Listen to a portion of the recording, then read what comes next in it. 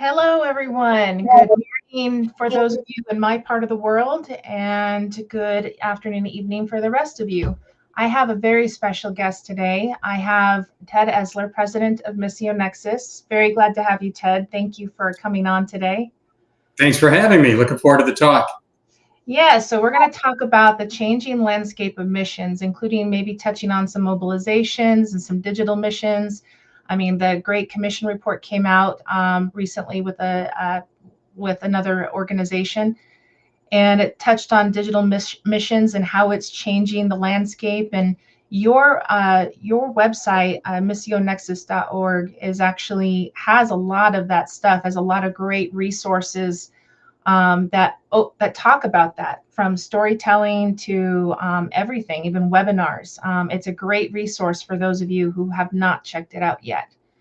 So Ted, why don't you give a little bit of 1 or 2 sentence introduction of yourself? Sure. Well, obviously I lead Missio Nexus.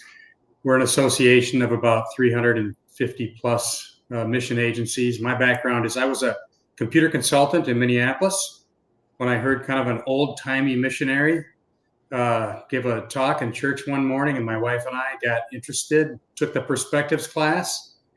And way back in 1988, when you took the perspectives class in Minnesota, they had this unknown Baptist pastor the very first night. His name was John Piper.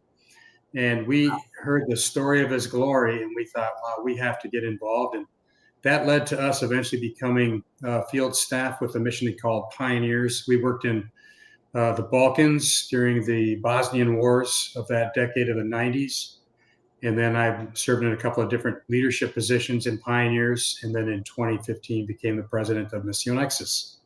I live in Orlando, outside of Orlando, Florida.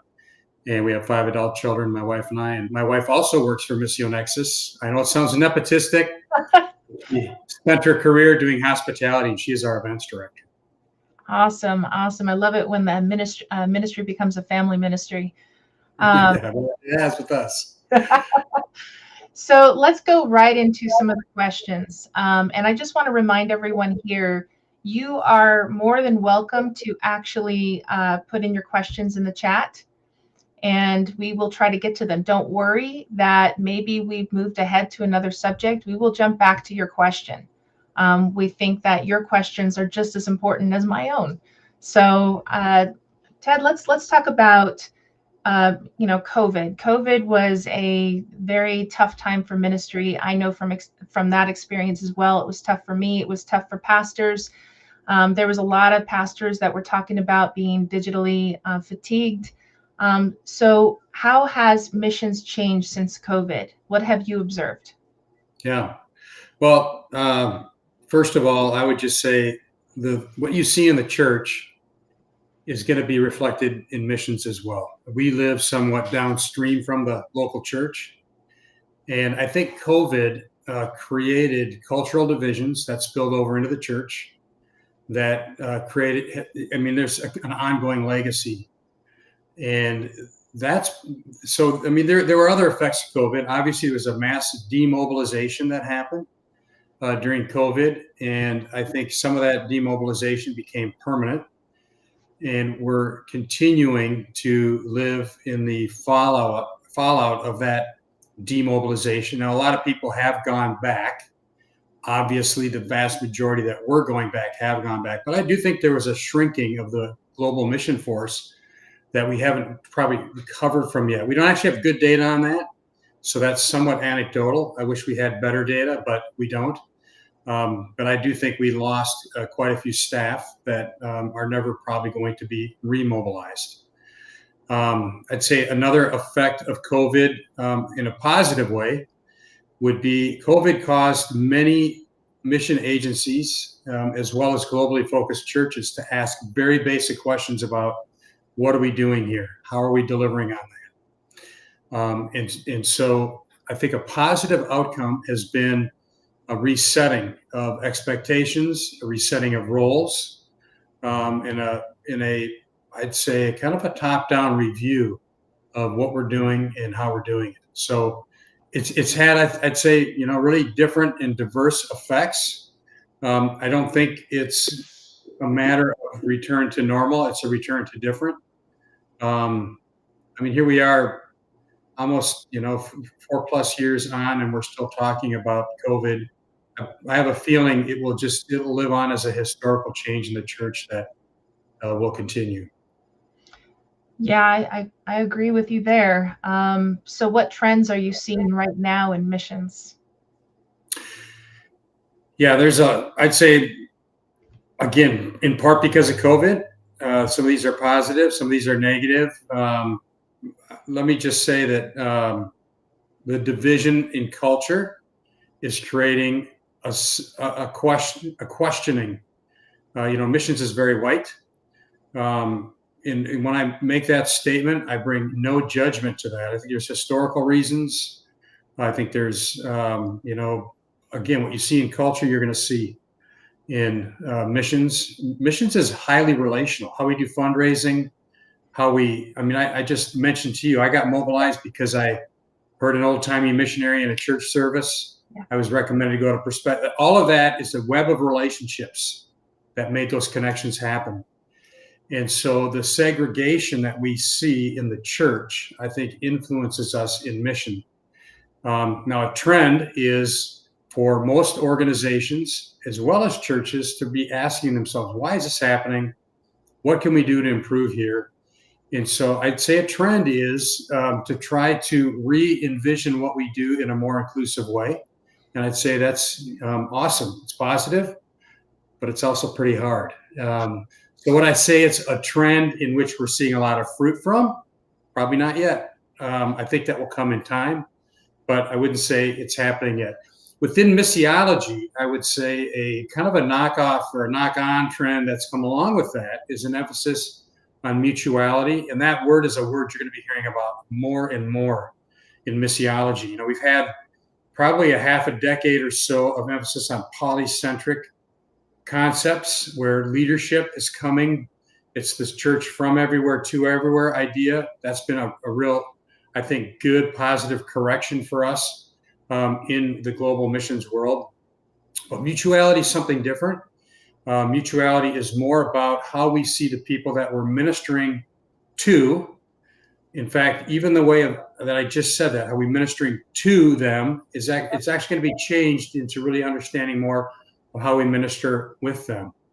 And when I say with them, I don't just mean other missionaries. I mean, how are we working with the indigenous people that we're trying to reach? And instead of seeing them simply as an object of mission, something we're going to minister to, we want to bring them into that process. And there's adjustments being made to how we do church planning, how we conceive of projects, and how we, all of this. And again, I would say really positive, because I think we're seeing the imago Dei in people, and we're seeing their value, and we're bringing them in a real positive, empathetic way into the mission process. Now, that said, we're at the beginning of this transformational mission, and that's going to be rolling out, I think, for years to come. But I think a trend is for a reorienting of strategies around concepts of mutuality, which is a real positive one. Another trend that I would highlight, you can't really talk about missions today and not talk about immigration issues. Yes. They're huge. They're not going away. And it's not just in the US, it's globally. And some places of the world, the UK to me is kind of ground zero for this, where, from my following of what's happening in the UK, just the whole missiological world is shifting over to diaspora immigration type ministries. Now, I always like to give people a little bit of a gut check here, because the percentage of people that are foreign born globally is actually not as big as you think it might be. I'll do a little gotcha question with people, and I'll say, how big is that percentage? And the average response is 30 to 35% is what I get. In reality, it's down there around 3% or less. And so that does not actually represent the vast majority of people that are in unreached or frontier people groups. The people that are most likely to be in that percentage are actually the more affluent, the urbanized, the people that are trying to change their life in a proactive way. And especially if you look at frontier unreached people groups, They tend to be more rural. They're in northern India, Pakistan, Bangladesh. They don't have the same kind of economic resources. They're not the ones that are traveling the world seeking a better life for themselves through diaspora lifestyles. And so I just say there's a good emphasis here, and it provides super opportunity for local churches, but it is not in any way negating the need for sending, for cross-cultural ministry, for some of these kind of things that are in our future. This is a trend I'll bring up that's probably more future-oriented than something that people are feeling now. But the next trend I would just mention is declining population on a global scale, and what that's going to do to how even the position of Westerners in the world will stand in the future. I know it shocks people when they hear that China will probably become the third largest nation in the world after India and Nigeria at the end of the century. But China is depopulating already, and it's going to be ramped up and on steroids. And that is going to affect and influence how we do mission. A lot of what we do in mission, mobilization particularly, is focused on young people. We don't. If you were to ask me, what mission agency is really doing a great job with people 50 and older, I don't even know of any that are really focused on that aging demographic. But that's the bubble. That's kind of like the wide part of the population pyramid that's moving up. And so kind of a future-oriented trend for us is to learn how to do better as we try to mobilize with older populations. I'll just give you one last one that there might be some questions I know you got other questions you want to get to, but Oh, no worries. Okay. Another one would be just U.S. church. I have been using the word church implosion. I don't think that's a great word to use. I think a better word might be winnowing. You see a lot of statistics about, how the church is shrinking and et cetera. But really what's happening there is more of the mainline, or I would say non-missionary focused Christian groups. They're the ones that are really leaving. And the more conservative ones, the ones that care about global mission, they tend to be staying. I just saw Ryan Burge just put out a research project showing that the growth of the nuns appears to have stopped. Those are the people that have no religious affiliation. And, I think maybe we don't really know what's going to happen. Yeah. I think it seemed pretty clear recently that the church was imploding. I probably wouldn't use that language anymore. But all of the issues surrounding church growth and who's leaving, who's coming, et cetera, in the North American scene, those are trending issues that a lot of people are paying attention to. So there's a few trends. Let me just pause. Maybe there's some questions, or you want to take this in a direction here. There actually is a question, and thank you, Brian, for contributing your comments. Quincy asked, how should sending agencies pivot to better engage the changing global landscape? Yeah. Well, obviously, the most important thing there is our global landscape is partner focused. If you were to go back 25, 50 years, the number of global partners that you had the capacity to work with was much smaller than what it is today. If you get out of the unreached people group language and talk about nation states, there are very few nation states today that you would go to where there isn't some sort of indigenous international church that you can partner with there. And even in the unreached people group realm, we've made progress, but a lot of our partners now are in culturally closer cultures that we should be working with. They may have advantages for working with those unreached people groups that we don't have. And so, if you even look at the name of some of our mission agencies, the one I worked with, Pioneers, that concept that you're like Star Trek, going where no man has gone before. Those ideas are obviously dying, and we are now in an era where when we go in, we need to go in with that posture of mutuality. We need to look for who is there ahead of us that might be good partners. I like to use the word might because Sometimes those churches are not healthy enough or a really great spot for us to partner with. But we should at least be taking the time to stop. So I'd say that's a big one. I'd say another one is the digital destroying the concept of a kind of untouched or unreached. Just not the case anywhere in the world today. Just yesterday, I saw an interesting article about I would call it a protected tribe. I wouldn't call it an unreached tribe because missionaries are simply not allowed to go work with this tribe because of the government's position. But they all got cell phones now. And it was about the changing nature of that culture, having nothing to do with missionaries, but it introduces pornography and all sorts of social ills into this completely untouched, unreached tribe that was down there, that the government had basically, tried to treat like they were animals on a reservation that nobody could have access to. And as a result, they're being brought into the modern world in some unhappy and not so fun ways. And that's what digital is doing everywhere. The concepts of gender and sexuality that we have are just being crushed by digital exposure to pornography, which, I think we will not know for decades the extent to which pornography is completely rewiring human sexuality. So those are all issues that we have to take with us as we go and try to work in the globalized world. So on that question, for instance, we were talking about the tribal. If the church, unfortunately, churches are not all on board with being on digital, but most of them are getting on board. How can a church use the digital to reach this tribal? To reach this, what platforms are these tribal leaders, tribal people? What platforms are they hanging out on?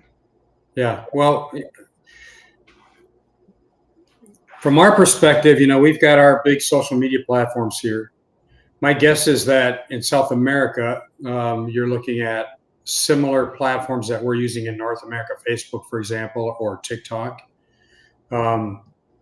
But you can go to Asia and it's WeChat.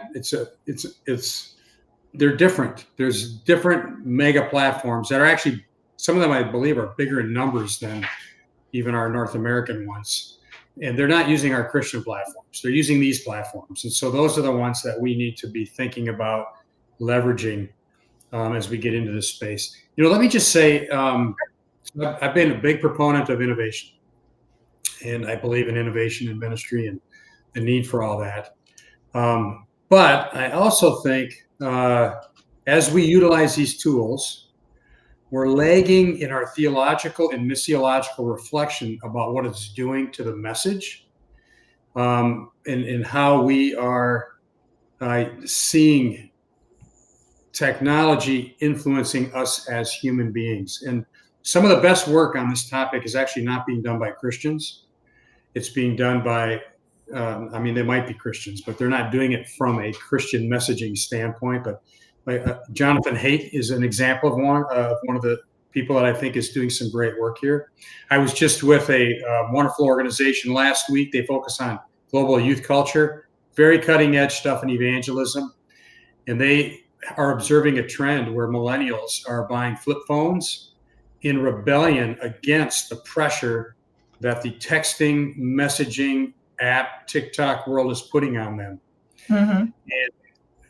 And I think we're going to see a shift in this space. I think we're going to see a real change in how particularly parents are going to approach the digital, and it's going to happen pretty quickly. Again, unfortunately, I don't think it's Christians that are leading the charge in this, but we need to be cautious. Now, that said, I'm all for innovation. I want to try these new things. I'm a gizmos and gadgets kind of guy, worked in the computer industry. But I do think we're lagging. And I do think I'm lagging. So I spoke at a conference here in Africa to about 125 to 150 mission leaders that are working across Africa. And in the Q&A about my book on innovation, a lot of them were on theology of innovation. And if I were to rewrite my book now, and maybe this needs to be book 2, who knows, but the missiological theological piece is weak. And that, I think, is a reflection as well as what's going on in the innovation space, in the digital space, in missions. Awesome. So we have more questions. How should, let's see, what creative financial structures that differ from the traditional fundraising model have you seen that have worked? Well, that last little phrase you use here, that have worked. I mean, I think that's kind of the clause that would change how I would answer the question. I mean, obviously, business as mission, business, for mission, business as transformation, business for transformation. There's all sorts of categories and ideas about how that's playing out. I do think there's a lot of energy around that. I think the results of that is a little up in the air. I don't think we have. I mean, there's great anecdotal evidence that it's working well, but it's spotty. I think it's spotty both in terms of mobilization and getting people to engage in that model. I think it's spotty in terms of field results. Now, whenever I say that, I get somebody saying, "Oh, but let me tell you about this particular thing that's happening here," and I believe those things are happening. But I think there's been disappointment by some of the proponents on the extent to which it's being successful as a model. So, Missio Nexus, we like to focus on what we call the big 3: evangelism, discipleship, and church planting. EDP, planting of churches, EDP. When it comes to EDP, the analysis that's used with traditional missions is largely absent when it comes to the non-traditional models using business or some of these other methods to get the gospel out. I think it starts out a lot. I mean, especially when agencies do it, they start out trying to have that kind of mentality that we are going to hold them to a high standard of results when it comes to EDP. But a couple of years in, it gets hard. I'm not sure we're seeing the kind of results that we'd like to see. So I think there's a lot of activity in that space. I'm not sure there's a lot of models that we could point to that have been like really outstanding examples of success. Let me just say that there's a difference between what I call the faith works movement and the business as mission movement. Okay, so the faith and works movement is their message is, you're a Christian, it's your whole world. You can't leave it at the door when you walk into your place of business. And they've really emphasized, how do we draw in our faith when we're doing our secular jobs? The BAM movement is really more about, how do we utilize business as a way to do redemptive ministry, whether that's in access models or that's, some of them will say business itself, is mission. Those two worlds are kind of separate in terms of how they approach this question. So that's a challenge. How can we bring those together so they're not separate? I'm not sure how that would work out, but that is something I'm hearing about in those circles as a need. Awesome. Yeah, I actually understand that, because some of our audience in past social media posts have talked about that they'd like to share the gospel, but they've got work has greatly makes it more difficult to do this, and so balancing that, totally get that. Before we go into more questions from the audience real quick, let's go into how can churches and mission orgs work together to send more people overseas? Oh, love that question. I would say, so when people ask me, why 2,000 years on have we not actually seen the fulfillment of the Great Commission? I mean, there's actually a lot of theological issues behind that question.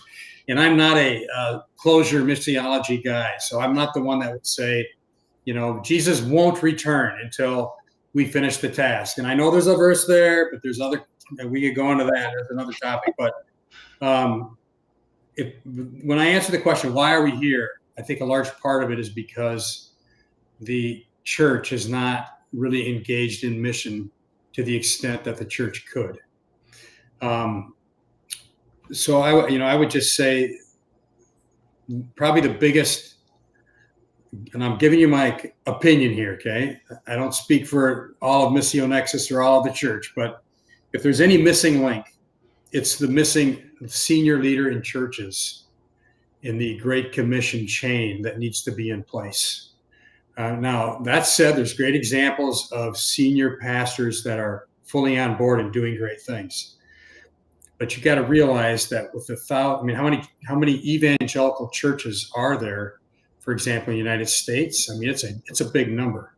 And unfortunately, not all of those pastors are fully on board with the global Great Commission as a priority for their congregation. And if we could change that dynamic, that's probably the number one thing we could do to revolutionize mission. And so I'm actually working on a book project that's aimed at that. I know of 2 or 3 organizations that are thinking and talking about this dilemma that we have in global mission. But I would just say it, the speed of the leader, the speed of the team. So the most important thing we could do to help the church engage deeper in mission is to challenge those senior pastors. And I know there's a myriad of issues that senior pastors face, and we just don't want to be the next kind of thing that comes along and beats up on pastors for not doing their job right. But the church that's engaged globally is also engaged locally. And I think that's the positive message that we want to get out there and try to ignite a fire around. I do believe that there's a difference between church and what I would call the missionary band or the missionary team as we see it in the New Testament. I think there are entrepreneurial mission leaders that are going to form their own structures. I think those structures are biblical. So I don't think the church needs to become the agency. And I think that is a message that we've been, kind of spewing in the church for 20, 25 years now. I think there's a space and there's a place biblically and theologically for structures. I think Paul led one of those structures in the New Testament that is outside the local church. And so the partnership between the agency and the church here is crucial and key. I don't use the phrase, by the way, that the church is in charge of mission. One of the things I don't think we do a great job of is using that word church. The church is like the word love. Okay, the word love can mean I really like this chocolate, or it could mean having sexual relationships with somebody. The word love is broad, so context matters here. And when you read the New Testament, when you read it, you should always ask yourself, if I put the word local in front of the word church, does it still make sense, or is this talking about something broader? And so a lot of talk about church and mission, it kind of ignores the fact that some of that language, the majority of it is actually, I believe, about local church, but probably a third of it is about the church in a more broad sense. So the question isn't, how do we transfer mission to the local church? The question really is, how do we infuse the vision of these entrepreneurial, small A apostolic leaders and get them to align themselves with the local church in a more positive way? So those are challenges we have in that space. Probably not the answer you're looking for, but that's a great answer. That's a great answer. Jeff has a question. He thanks you for sharing today. He says, in the various trends you mentioned, which ones give you pause for concern for U.S. churches and agencies not seeming to be aware or tracking for the implications? Wow. Well, I think that last one about where the church is at, that has the most concern probably. So I was a mobilizer with a large organization that we were mobilizing a lot of people. I mean, the last year I was with Pioneers, that year I think we mobilized 225 new staff. And kind of our model was to pluck mature disciples out of whatever they were doing and deploy them to the mission field. Well, today, the young people coming into our systems, they don't have the same heritage, the depth of biblical knowledge. They have not been discipled in the same way. And therefore, like I was just at a mobilization event a couple of weeks ago, the whole session was talking about how are we discipling people into missions. That's not what we talked about 20 years ago. 20 years ago, even 10 years ago, we were talking about how do we find disciple believers that are ready to go. And that whole dynamic has changed. I think our agencies are struggling with what that looks like in their context. And I think churches are struggling with what that looks like in their context. I think churches desperately want to do a better job at discipling people, but I think we are up against a lot of social pressures that are making it hard for that to happen. So agencies are doing things like requiring 1 or 2 year cross-cultural experiences before somebody can be deployed long-term. And that's a tool to actually disciple somebody into a situation or position where they can serve long-term. What's the long-term effect of having people coming into our mission agencies? I mean, probably close to 100% of the people will have been exposed to pornography, and probably a large percentage of the men will have been actively and regularly using pornography when they apply for our agencies. Mm-hmm. How are agencies retooling to deal with the fallout of that in their context? The people leaving the church today are women. Okay, if you're a 20-something, it's 3 times more likely that you're leaving the church than if you're a man. Well, women currently make up about 65 to 66% of the global North American mission force. We could be looking at a future where men are in the majority, because men are actually more likely to start attending a church than they ever have been, like within my lifetime.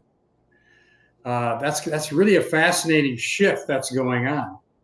How are we adapting our message? How are we adapting our mobilization process? So those are all church-related issues that are in that last trend. Those would be the ones that would give me the most concern about how we're retooling our messaging, our recruitment, etc. Awesome. So let's go, before we get into the other 2 questions. Technology has made our lives hybrid, and there's a natural connection between our online life and our in-person life. So what opportunities are trending where the churches can use this connection to reach people overseas and work with their missionaries? What have you seen? Yeah. Well, first of all, I would just say I would say all of the significantly influential and larger agencies are moving into strategies that are digital. So, we run an innovation fund, and we have a donor that gives us money that we can give out to our members. And because we care about innovation, we made the innovation concept core to what qualifies grants. And in this last round, there was lots of digital stuff given to us, but I would say none of it would we consider innovation. It's change.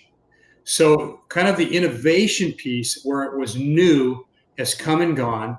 And now we're more into what I would call an operationalizing phase when it comes to the digital. So if there's not a segment of your strategy that's digitally focused, you're probably missing out on opportunity. So that would be the first thing, is that digital right now it's no longer kind of a subset. It should be really operationalized in all we do. Even what we're doing right here on this call is an example of how we're operationalizing digital platforms to get the missions message out in some way, shape, or form. So I'd say that's the biggest thing. Now, you're there. I see you, but I don't hear you. Thank you, everyone, for your questions while we wait for him to get on. We'll get to Brian and Rich's question very soon. How about now? Can you hear me now? I can hear you now. My computer screen flashed and my microphone changed, so I don't know. Oh, no. Yeah.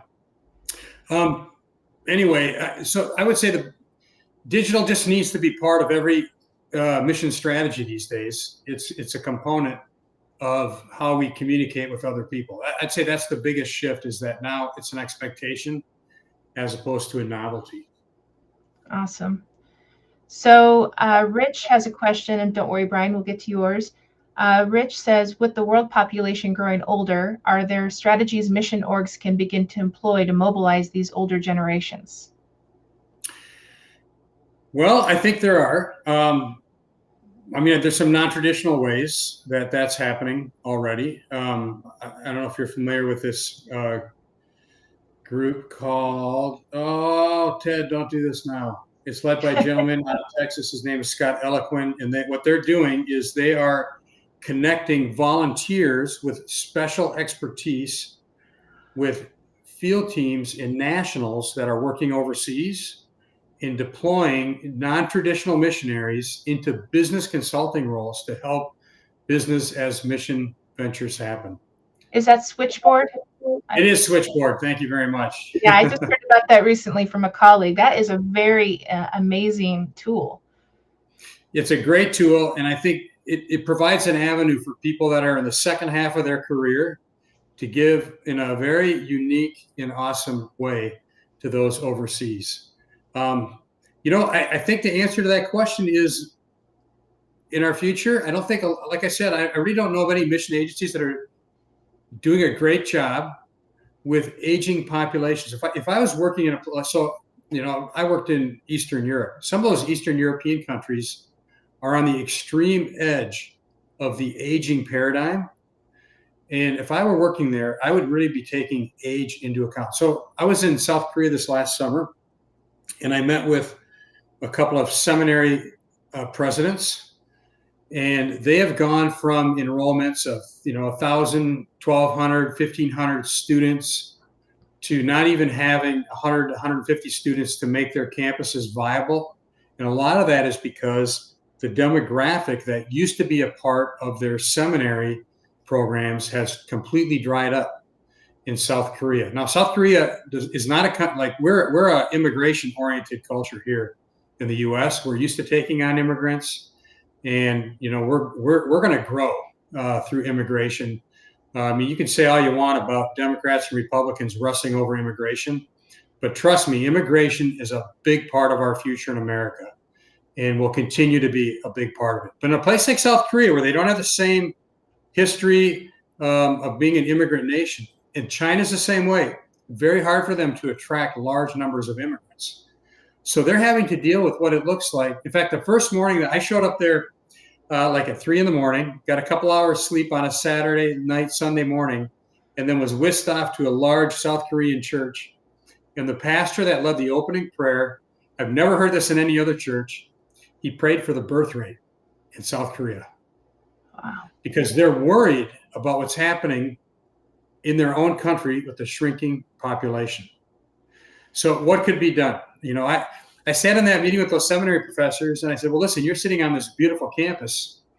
How can this asset be utilized in the future to minister to an aging and shrinking demographic? There are ways that can be done.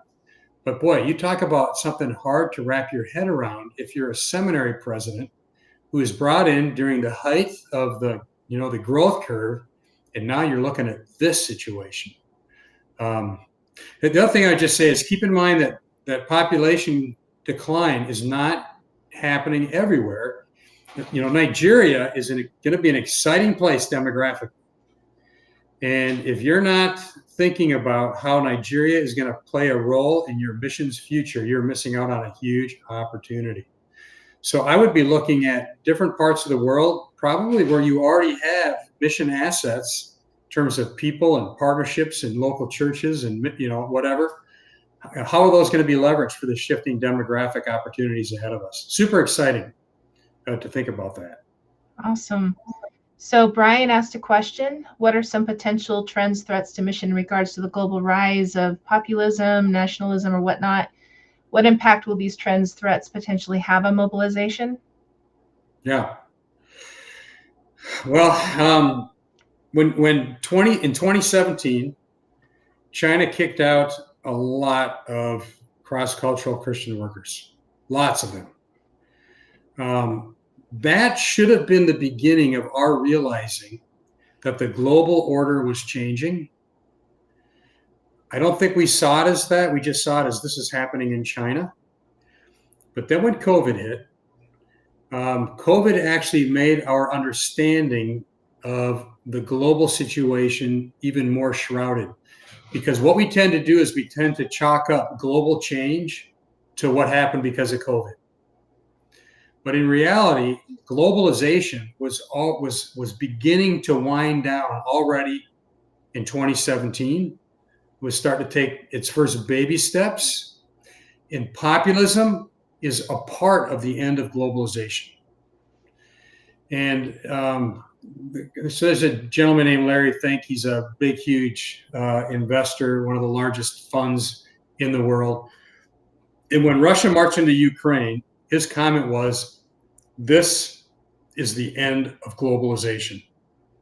And I think that what he meant by that is it used to be that the United States guaranteed, the free movement of products around the world. The bipolar world we lived in during the Cold War, ended in the 80s. The U.S. kind of stepped in. This global, politically liberal world order was put in place. There was freedom of travel. That has really been the kind of golden era of the global missions movement.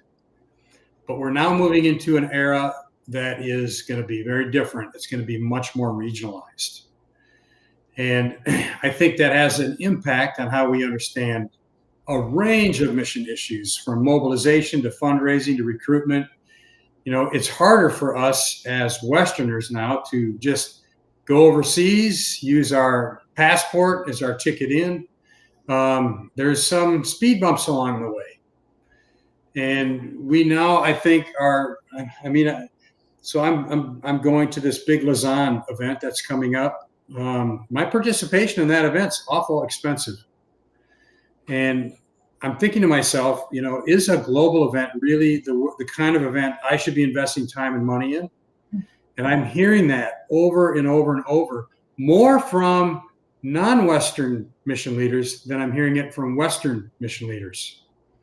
As they're thinking about, right here in my own region, I have opportunities, whether that's through diaspora ministry or, whether it's through just working with people with whom I share a closer language and culture. I really need to be focused more in my own backyard. I think those kind of issues are going to affect how we work, particularly globally. And I think you're going to see a rise of regionalism and a greater impact within the sphere that you're working in, as opposed to reaching across globally and seeing these it's going to challenge this whole polycentric idea, by the way. That's a great question. I do think there's big foundational changes related to those that are in our future.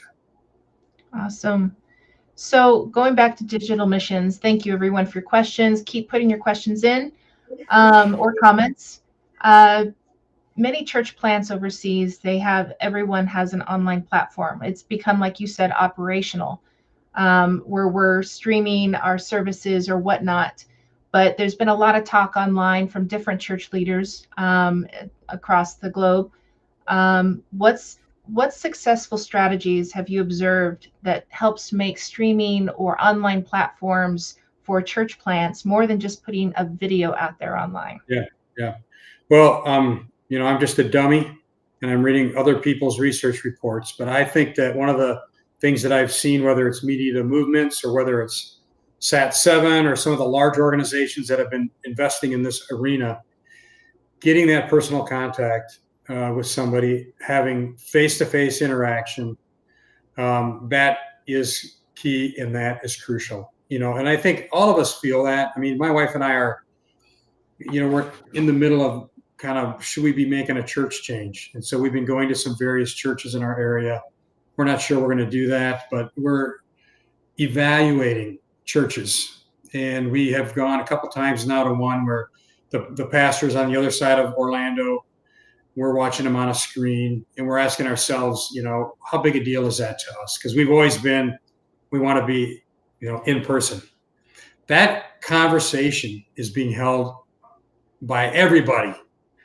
How much personal interaction is necessary for me to really have a true sense that this is fellowship, this is community. And I think it's pretty clear that there needs to be some level of personal interaction. Now, sure, you can come up with some extreme situations where that might not be the case, but I think the real key to great digital ministry is answering that question. How does the digital serve or help the personal? And sure, you can have completely digital experiences. I mean, I got my VR headset over there, and I've attended virtual church, and that's all great stuff. But at the end of the day, sitting down and having a meal with somebody, breaking bread with somebody, all those kinds of things, I think, are going to be key and crucial. I actually just visited the Apple headquarters last week, and I saw the people sitting there, with the goggles on in hyper-realistic virtual reality settings, and having experienced some of that myself, it's not going to supplant the interpersonal relationship that we need to be truly part of the kingdom. So that's the big question. Yeah, before COVID, there was several years before COVID, there was a report that came out, Barna or Pew, I don't remember, but it talked about how everything church-wise was going to go digital. And I was thinking, I'm not sure if that's going to happen. But then COVID hit, and I believe that brought a little bit of balance, where now we desire in person some way, whether in person at a Bible study or worship online or vice versa, or it's so varied right now. Yeah. Hey, I think there's a little bit more what I call kind of ad hocing your spirituality. And by that, I mean, it used to be, you attended a church and you got your spiritual exposure through your participation in that local church. Well, today, people go online, they can listen to any preacher they want to listen to. They attend conferences. The amount of publishing that's going on is just unprecedented. And so you're getting spiritual inputs from a lot of different, so in the midst of that kind of scattered thing, it really is the local church. And probably even more than the local church, it's that smaller group within your local church that know you, that, will question, like when I'm traveling too much and somebody says, Ted, you're traveling quite a bit there. How's it going at home? Those types of conversations and interactions are crucial. And so I do think, we're ad hocing a lot, but at the same time, it's not reducing the need for that accountability that you get only through deep relationship. Yep. So let's talk a little bit about Gen Z. What are right now we're really focused on, there's a lot of orgs trying to focus on that Gen Z. There's a lot of articles on Gen Z. What are you seeing as trends in Gen Z missions? Yeah, it's pretty early to give you many trends. I will say this. I have talked to a couple of Gen Zers. So we're trying to develop a Gen Z outreach or Gen Z focus, not an outreach. I mean, we're not trying to recruit Gen Zers to Missio Nexus. We're trying to help our organizations think well about Gen Z. Mm-hmm. And so I've talked to a couple of Gen Zers, and it's interesting to me they predicate the relationship on a few things they want to know about us before they'll get involved. So, for example, about 2 months ago, I was talking to a Gen Zer who's doing some academic study in the area of Gen Z, and I was essentially inviting her into, can you share with our larger organization? Her first question to me after I asked that was, do you have a policy on LGBTQ, and does it in any way limit LGBTQ people from participating fully in what you do? And I responded with, well, are you gay affirming, or why are you asking me this question? She goes, I'm actually not gay affirming in terms of marriage, but I'm not going to work with any organizations that start by stating the things they won't do with a whole class of people that need to be reached. And it's kind of shocking to me to be in that kind of a conversation where that's kind of the lead question. And now I've had that same conversation a second time with another Gen Zer. So I think that's going to be a challenge for us in the missions community as they're coming to the. So one of the things that we've been doing is we've been chasing the latest generation now for a few generations. We did it with millennials. Now we're doing it with Gen Z. And they know they're being chased. And they're in a position where they can say, well, if you want to deal with me, you want to relate with me, you want to recruit me, here's a few things about me you need to understand first. Now, how prevalent is that going to be as we move into the future? I don't know, but I'm just telling you, that's 2 conversations in about 2 months that I've had with Gen Zers. Okay, so that'd be one thing. The thing I would say is, so I was at this mobilization event, and one of the speakers there did a wonderful presentation on Gen Z, in which, she talked about many of the positives regarding Gen Z that will be awesome fits for global mission. I think it's easy. So I just shared this story, and I'm thinking, it may want to make us pull our hair out. But there are so many upsides to Gen Z, very different than millennials, by the way. I'll give you an example. I think with millennials, we expose them for a whole generation to some of the worst mission work possible. These short-term teams that we sprayed out to very reached places, doing buildings and VBSs and the kind of non-contextualized things. So Gen Zers have kind of a jaded view of what we do in missions because we actually more the local church trained them on some terrible missiology. Well, that really didn't happen with Gen Z. They came of age during COVID, and when they were the most likely to join those kind of junior and senior year short-term missions trips, they weren't happening. So Gen Z has got a little bit different. They don't have the same kind of, I would say, negative imaging about what missions is like than the millennials had. So there's going to be some opportunities there. I do think looking at global youth culture and the online thing is going to be big for Gen Zs. I also think the current Gen Zer, the one that's graduating from high school right now, is going to be different than when we get 2, 3, and 4 years from now. And it's because there is a pretty hardcore reaction going on against social media being led by parents. And so if you're a freshman right now in middle school, chances are pretty good your parents are doing things with your phone that 3 and 4 years ago were certainly not happening. So I think there's going to be some it's going to feel a little bit like whiplash, the difference between the current Gen Zers and the ones coming through the pipeline in a year, 2, or 3 from now. Awesome. So there is much discussion. Thank you, Tim, for your question. There's much discussion in various arenas about the ethical use of artificial intelligence, AI. Do you see some pitfalls or advantages for missions and the church in using AI? Yeah, I would just note to you that a couple of organizations have produced a statement on the ethical use of AI.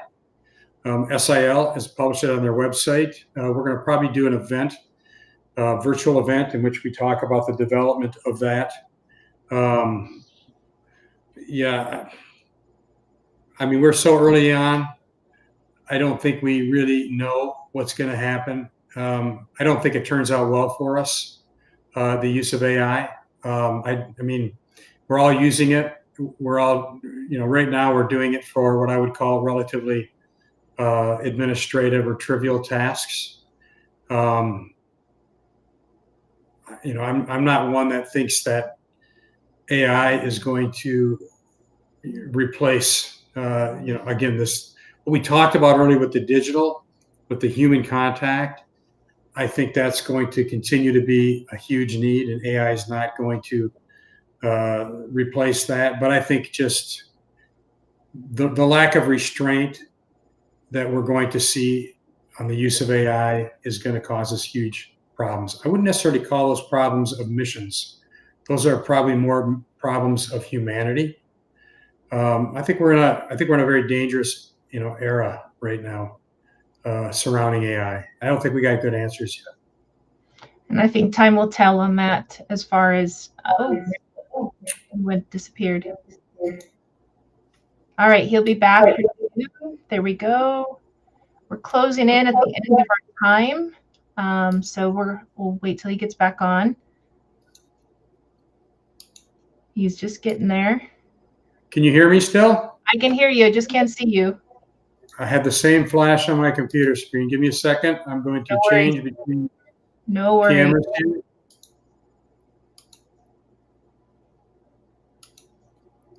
There we go. I hope it's coming back. I see ya. We must be having some power line problems here. Yeah, no worries.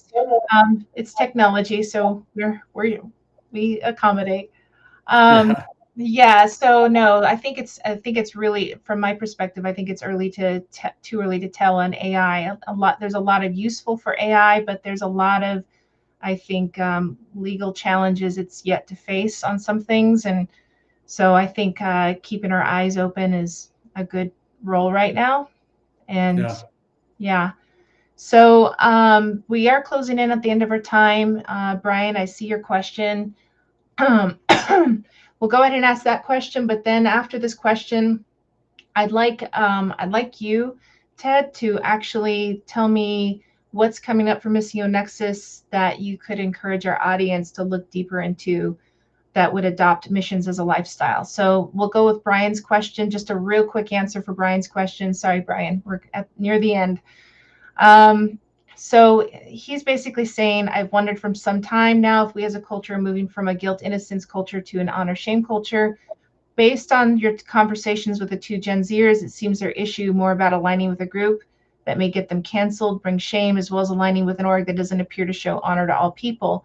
I feel that culturally we are more honor shame. Am I off here? If not, what implications does this have in mission and mobilization here in the West? Would we be wise to seek counsel from global mission leaders who come from honor shame cultures? Just a brief answer. I know that's a really big question, but just a brief answer. I mean, I would just say that the missions world that we tend to recruit from is more conservative than the broader world and more oriented toward the sin and guilt paradigm.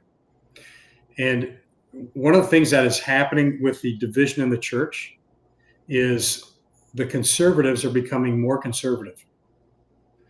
And those really are the types of churches that we're going to see the most fruit from in the years ahead for mobilization purposes. I got a few mission agency leaders that are basically saying the more conservative we make ourselves, the better we're doing in the recruitment space.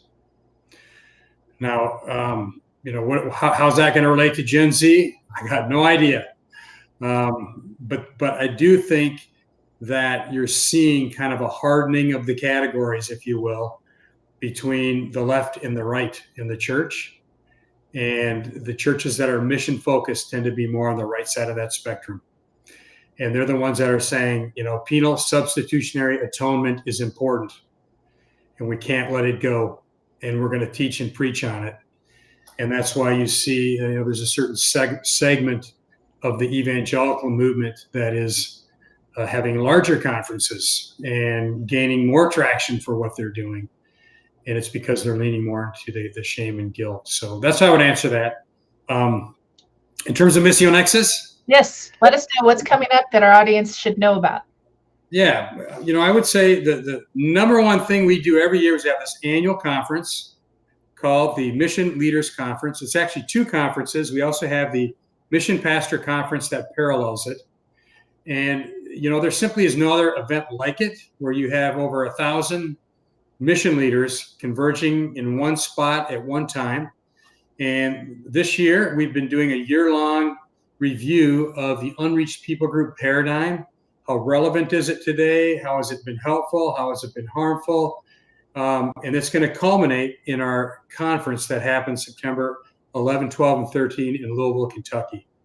And I would just encourage you, if you've never been, there's something there for everybody that works in the missions world, from mobilization to member care to local churches. The CEO track is significantly large, a lot of ways to connect, and just would encourage everybody to check it out. At least consider the conference, go and see what we're offering there, and give it some thought about whether you should be a part of it. Awesome. And you'll see the QR code up there. I saw a couple of you had scanned it. Go ahead and scan it as we close, or the link is in the comments for those of you who have access to our more engaging platforms. So thank you, Ted. Stay on for a few minutes. Thank you, Ted, for joining us today. Thank you for your insights. They were quite invaluable. So thank you. Everyone else, if you have any further questions, this particular live stream will stay on our social media platforms and later will be on our blog. So thank you, everyone. Thank you, Ted. Thanks.